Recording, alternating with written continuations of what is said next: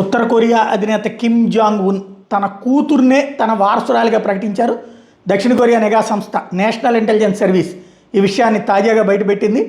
వాళ్ళ ఇన్వెస్టిగేషన్లో ఇది తేలిందని తమ చట్టసభ దృష్టికి కూడా తీసుకెళ్ళింది. దక్షిణ కొరియాకి కిమ్ జూయే భవిష్యత్ నాయకురాలిగా నియామకానికి చేరువలో ఉన్నట్టు చెప్పింది. ఈ నెలాఖరులో అతిపెద్ద రాజకీయ సదస్సు నిర్వహించేందుకు ఉత్తర కొరియా ప్రిపేర్ అవుతుంటాం. ఆ టైంలో వీళ్ళు ఏంటిది అన్నటువంటి దాని మీద చెక్ చేశారు.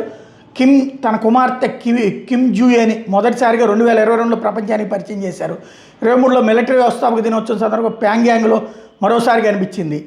నాటి నుంచి పలు అధికారిక కార్యక్రమాలకు హాజరవుతోంది. గత నెలలో తల్లిదండ్రులతో కలిసి దేశ మాజీ నేతల స్మారక ప్రదేశం కుమ్సుసన్ ప్యాలెస్ ఆఫ్ ది సన్ని కూడా సందర్శించింది. ఇవన్నీ కిమ్ వారసురాలన్న వార్తలకు బలం చేకూర్చినాయి. ఉత్తర కొరియా పగ్గాలు ఆమెకే అప్పగిస్తారని దక్షిణ కొరియా నిఘా అధికారులు అనుమానాలు వ్యక్తం చేశారు.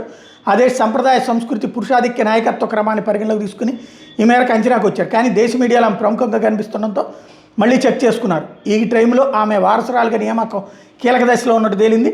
ఉన్నత స్థాయి సైనిక కార్యక్రమాల్లో పాల్గొనడం, కుమ్సుసన్ పర్యటనలో భాగంగా అవడం, కొన్ని విధానపరమైన విషయాలు తండ్రి ఆమె అభిప్రాయాలు కోరడం వంటి వాటిని సంకేతాలుగా ఉదహరిస్తోంది.